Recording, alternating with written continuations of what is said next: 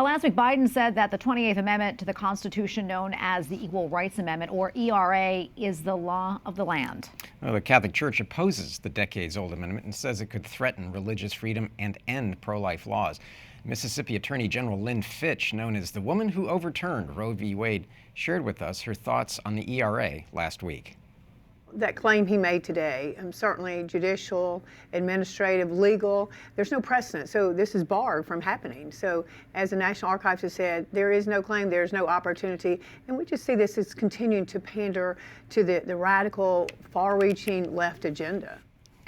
And Carrie Gress joins us now to discuss the ERA. She is an author and a fellow at the Ethics and Public Policy Center, as well as a scholar at the Institute for Human Ecology at the Catholic University of America.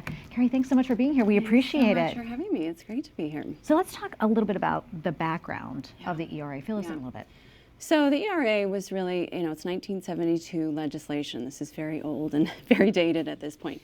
But the idea was really to try and get women to be treated on a level playing field with men. That was kind of the ideological idea, but really in effect what it was trying to do, especially with things like abortion and the draft, was to try to make women almost exactly like men. And so that was really why the big push was for it. But these are really ideas that came from communism and from socialism, this idea that we can have these great workers and we can get rid of women's fertility and really decimate actually the family and the faith as well. So the roots of it are pretty dark and ugly actually. And Carrie, you've already touched on this, but could you expand upon why the church is so against this? Yeah, I mean, certainly for reasons of abortion, but also because of the fact that it really denigrates the beautiful distinctions between male and female, the importance of children and the family, and it really makes work an idol. And I think this is really what feminism has been pushing for almost, well over 100 years, is this idea that work is more important than our children and our fertility. And so you can see the damage that it's done, now that we're several generations in. Back in 1972, people didn't really see the deep damage that was happening with all this. But I think now that we're looking back, we're seeing that it was really not well founded on, proper human anthropology. Yeah.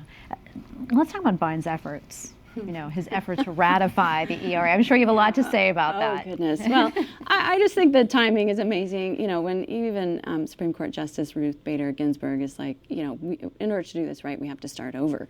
It just feels like a really, poor effort to try to push something through, again, something that's so old, something that parts of it have already happened in terms of gay marriage and many of the abortion things.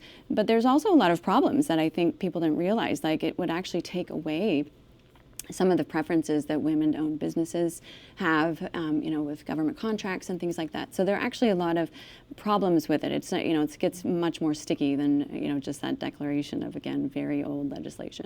You just described the roots of the ERA amendment, the ERA, as very dark. It really is a product of feminism. That was, and you've written for years about how feminism has failed women. Can you make that connection? Yeah, absolutely. I mean, in order for women are told that their careers are the most important thing, and in order for that to happen, in order for them to be able to compete with men, they have to have their fertility thwarted in one way or another.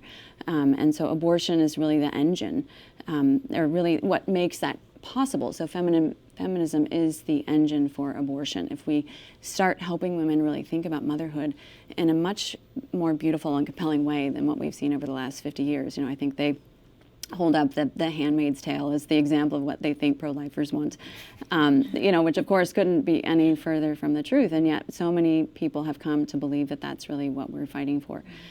So I think the key is really to start unmasking the damage that feminism has done and seeing why it is behind the pro-choice movement and how it is that we can start really rebuilding, again, through the beauty of the family, through the beauty of womanhood and motherhood. Yeah, and we've heard so many people actually, women mention that. Well, I thought about my career, and how does this, work into me being a mother? How can I do that also? Right. It is really sad. I know that you have a piece that's published today in the Federalist. Talk to us about that. It's about the overturning of Roe versus Wade. And you said it's really not the silver bullet that we pro-lifers. Yeah, I think for decades, really, we thought that once Roe v. Wade was gone, that we would really have this pro-life culture. And I think because of the way Dobbs was argued, it went back to the states. And so we're seeing the fruit of 50 years of women being groomed and told that their children were actually an enemy and an obstacle to their happiness. And we haven't heard in the culture, anything that really has promoted a beautiful and appropriate and true vision of what motherhood is. And so that was really kind of the discussion was, how do we help women start to understand that many of the things that feminism is promoting, including things like promiscuity that are really driving abortion numbers, how do we help them appropriately gauge those things, that these are not going to be edifying and building our lives in a way that's going to be fulfilling and happy. Yeah, well, Carrie Gress, thank you so much. Thank you. My pleasure. Great to have you.